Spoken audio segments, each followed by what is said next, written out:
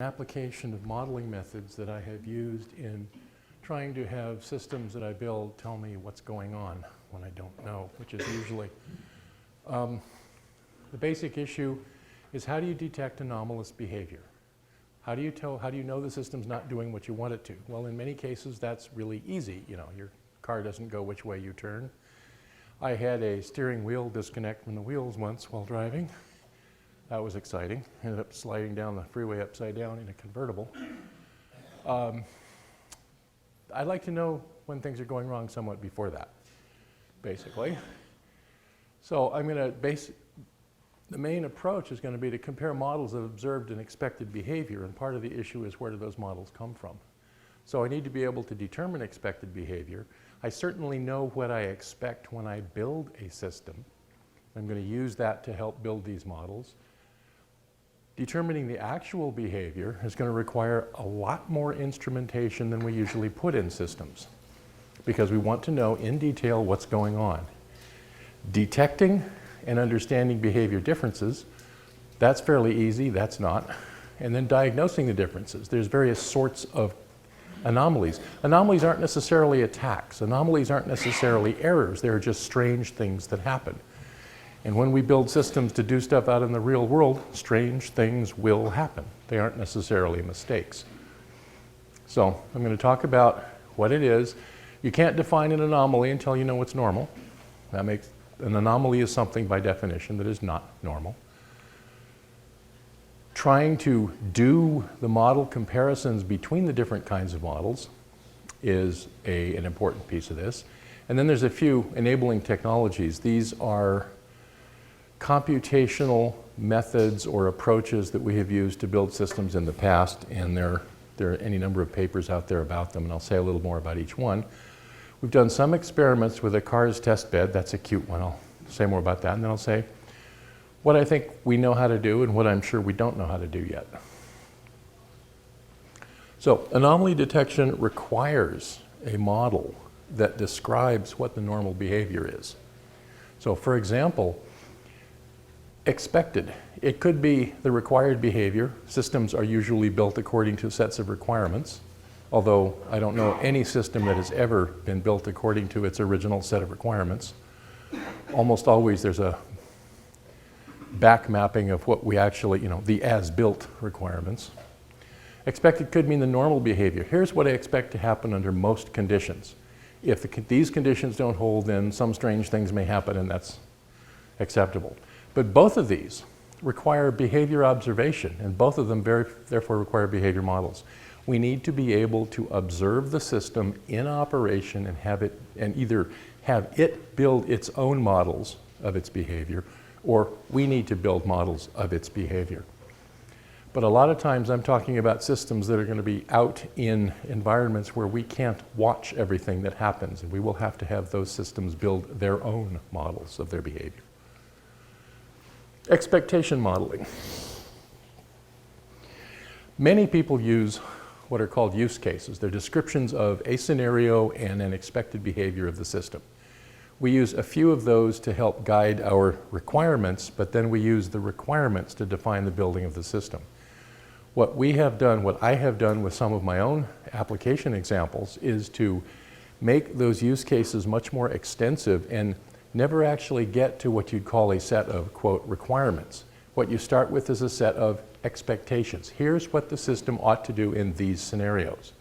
Now, because I start and stop with my requirement definition at that stage, I need to have a lot more use cases. I need to have use cases that cover anomalies. I need to have use cases that cover things I haven't thought of, which is always a trick. But the point is that I have, from those use cases, if they're done properly, I can actually build models of expected behavior that I'm expecting my system to do in some particular sets of environments. No, that's not the button I want. I went there. There we go. I can write them. You can think of these expected behaviors. The kinds of situations need to be recognized. You can read them as a kind of context-sensitive rules for what the behavior should be. And if you have enough of those, you can actually build a prototype system directly from those rules. But that also requires better specifications than we usually use. Most of the specifications we write depend on having an enormous amount of knowledge about how certain kinds of hardware work, certain kinds of software. For example, I'll claim hardware is somewhat easier because it's subject to the laws of physics, whereas software is not. But we've been building and breaking hardware things for 1,000,000 years. We've been building and breaking software for less than 100 years. It's no surprise that we can't do specifications of software very well.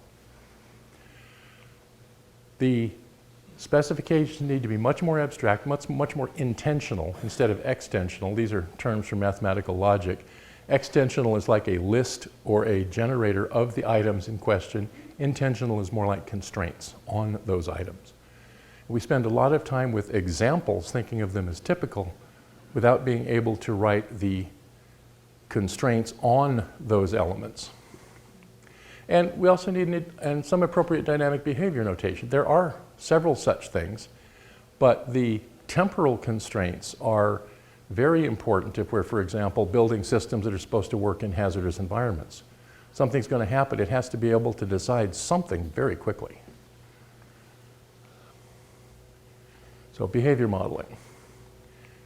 Observing internal and interface behavior. Internal is an important piece of this. This system has to be very carefully watching its own internal processes because, for example, certain kinds of software failures won't show up as external behavior at first. They'll show up as internal problems. You know, the creeping crud that eventually makes most systems need rebooting, for example. Those are errors, but they don't immediately manifest themselves as failures. Almost certainly we're going to have to use partially ordered sets. Many temporal behavior descriptions use sequences, and that it works just fine if you have a very local process.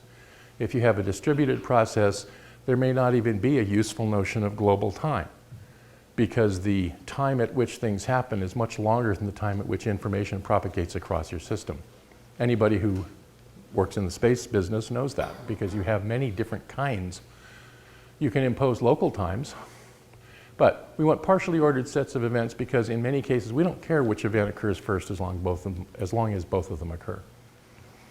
There's also stochastic models. There's a lot of things we don't know how to model and we basically give up and model them with probabilistic event descriptions. And that can be quite good enough.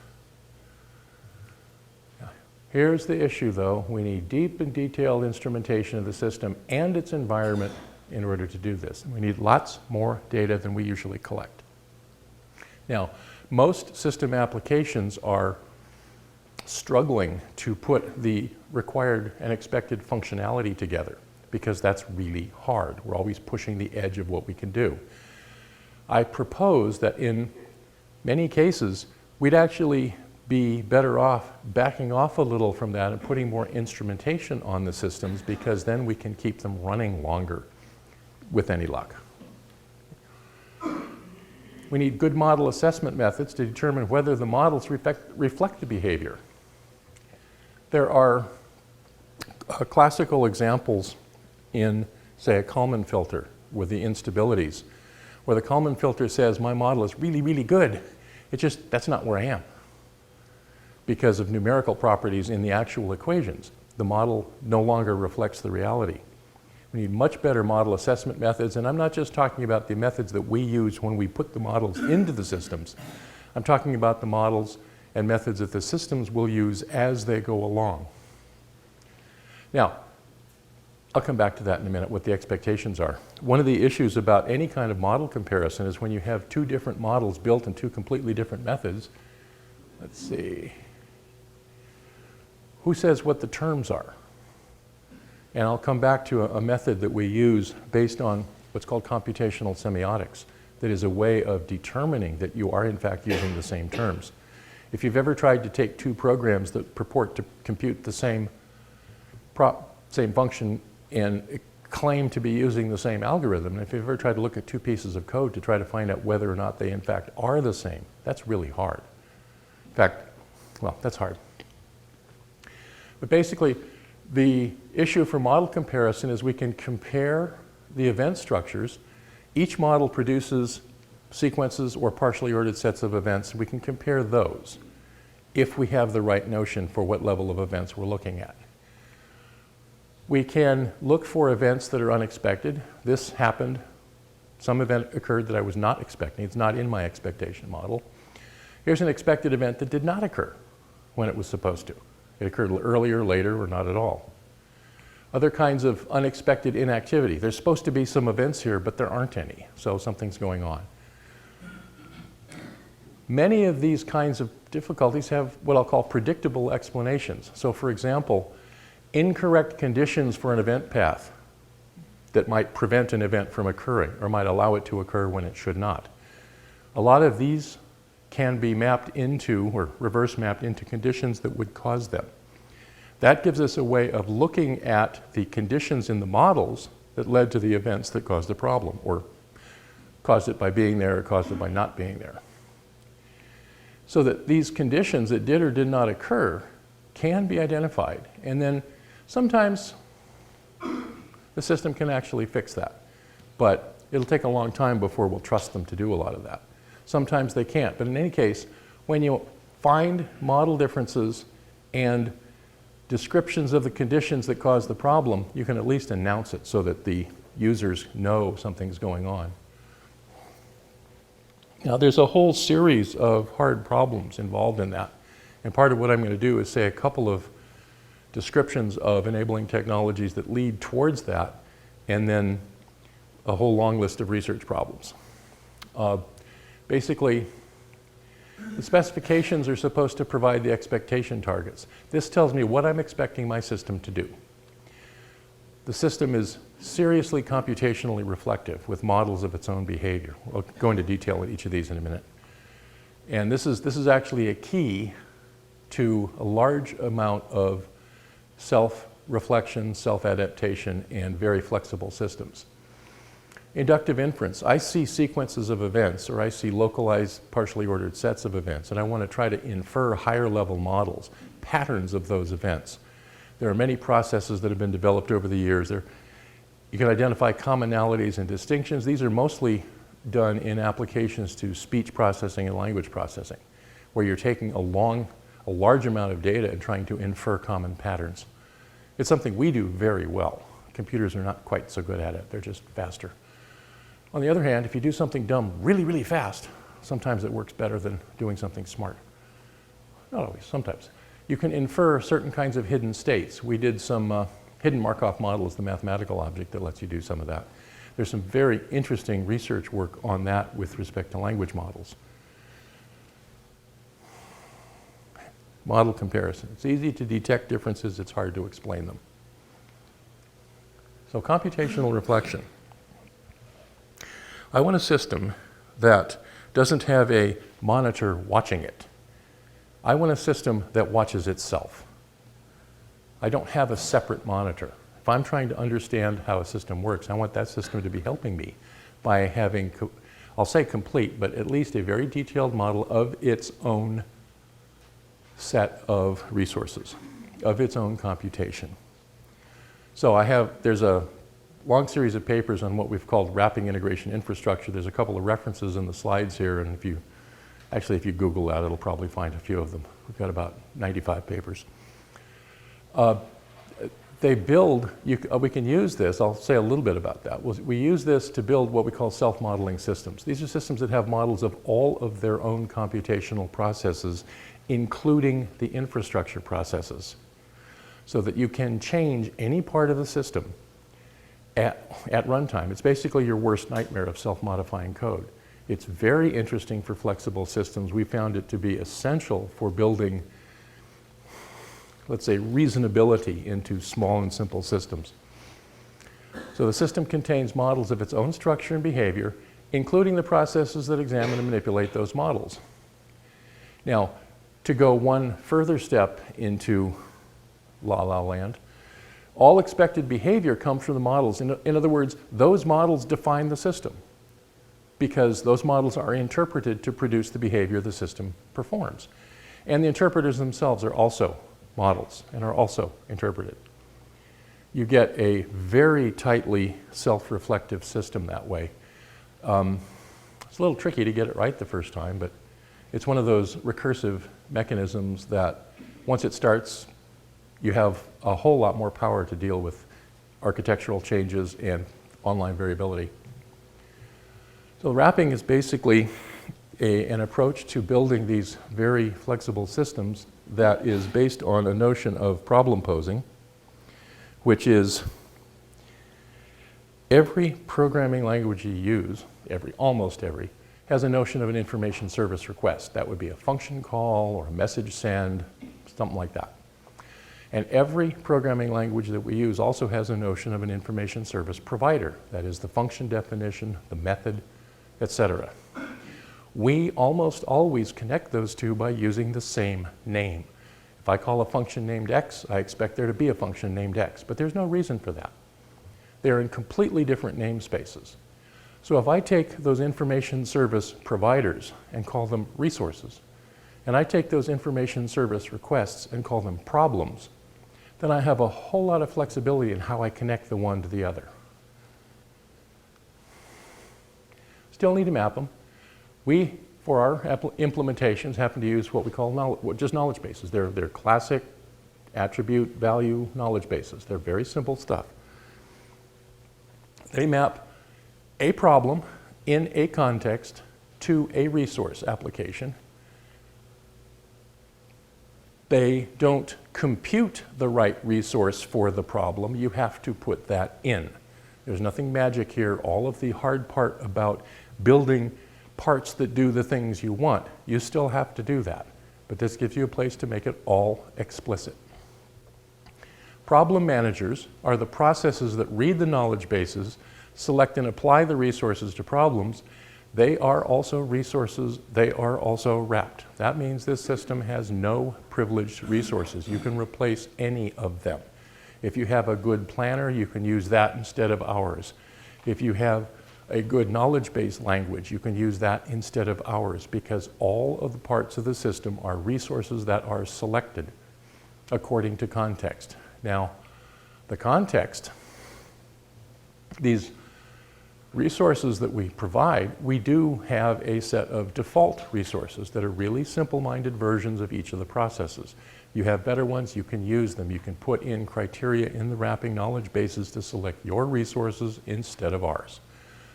A couple of really exciting applications of this is code reuse without modification. I can reuse large lumps of code with no modification to that code at all. And the way you do that, well, it costs a little. You have to write a compiler. But writing a compiler is like a master's level summer project now. It's easy. And if I have 8 million lines of code and everybody who wrote it is dead, writing a compiler looks really attractive. What that compiler does is all the same code generation that it did before, except at the function calls. Those function calls are then mappings into the wrappings to use whatever context is available, possibly even including timing issues, so I can make the new version of the program run exactly the same timings as it used to.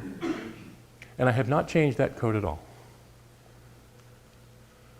Another way is migration to standards. When you have a whole series of disparate systems and you're trying to push them all together, instead of sort of saying, okay, tomorrow all the old systems get turned off.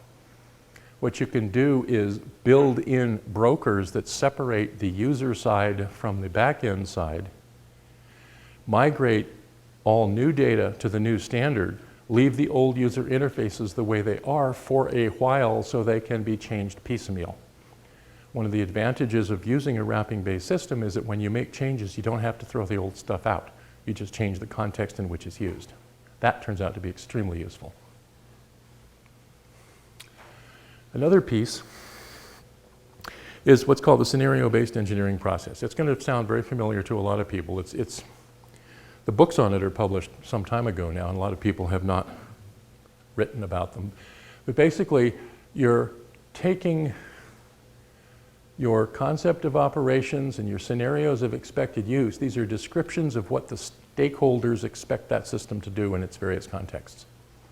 And what you do in that case is now I have these descriptions of the roles and responsibilities. These are the actions that I expect to occur These are the roles that various functional components may take in fulfilling those responsibilities, but they're not the same as the components that we usually do in computing systems. They're not the computational components, they're just the functions. So far, they have not been assigned to resources. Then you can build these behavioral units called activities that actually fulfill those responsibilities. Then finally, those activities becomes posed problems. You identify resources, you define the mappings using the wrappings.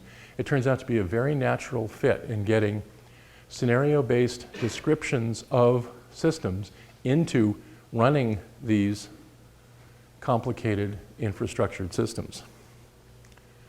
And I think the next thing I'm going to talk about is this cars. Inductive inference. I'm going to skip that part. We are really good at developing patterns from large quantities of data, and there's various methods that are in use, from hidden Markov models, grammatical inference, a whole series of things. But I'm not going to do that one. Okay, semiotics.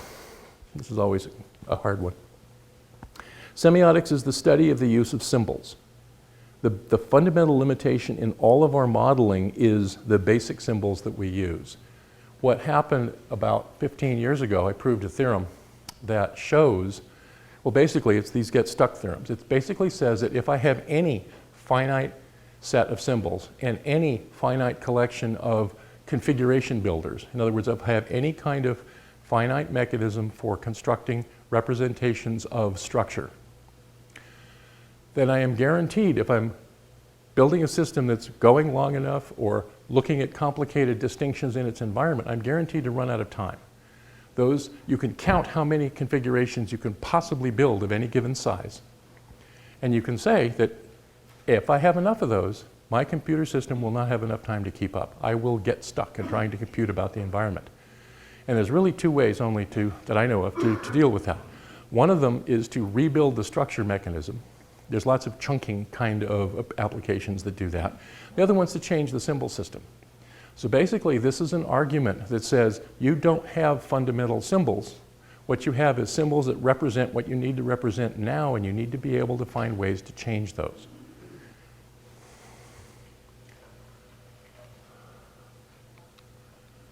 Our CARS testbed. CARS is an acronym, Computational Architectures for Reflective Systems. But what it is a bunch of toy cars with extra computing on board. The idea is to make a testbed that's cheap, easily replicable, easily buildable by anybody who can wield a soldering iron, unlike me. Basically, it's a testbed for distributed cooperative behavior. Cars are not spacecraft because they have to work in a more complicated environment. Spacecraft work in a very difficult environment, but it's not necessarily more complicated. You don't have dogs walking through there, picking it up and dragging it along. And the cars are much cheaper to do experiments with. But you can do a lot of the kinds of experiments that we need to do for our systems in this context. You can do fault modeling. You can check the mechanisms you have for fault protection in this kind of a system as a very early attempt. What we have is two different platforms. There's an experimental platform, which is actually the cars out in the field, and then there's a simulation platform that has a kind of, well, various levels of fake physics.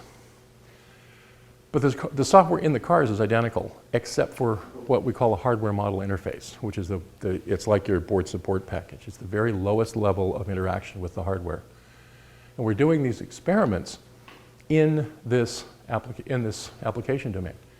We got experiments first in the simulator. That helps you get the code right, and then out in the field. The basic idea is, right now, all we're trying to do is get these cars to move around in a plane. Building the models, checking the models, doing the different difficulties. Are we handling the surprises properly with our fault monitoring mechanisms? More games.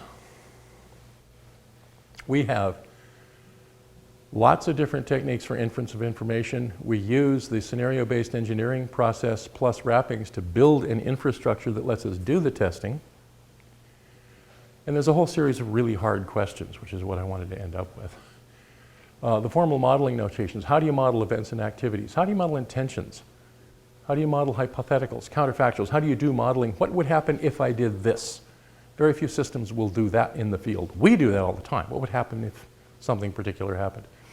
Other computational methods, different kinds of system design processes. There's a whole series of hard topics. Ha! We're out of time. There's a series of references in there, in the paper as well. Questions, anyone? You have the acknowledged law. No, I know. You mentioned that when you run in the simulation environment, you change the layer that deals with hardware. Yes. So does that mean then that you're not doing any direct memory accesses in your code? Yes. So you take your simulation environment into consideration when you write the primary code? Yes. Yeah, the API is the same, but underneath it, it's all different. I've got models of the hardware rather than the hardware itself. Part of the reason for that is that no two cars are the same. They have many of the similar properties, but no two of these actual vehicles are the same. Have you considered, like an instruction set simulator for your architecture and modeling the hardware? Not that detailed, although I've heard two different sets of systems here that are both free, which is always nice, that I'm going to look at harder. We're basically using ARM processors and writing in C, doing really simple-minded stuff. But I see there's been a lot of work on better ways to do that, and if we can take advantage of that, we will.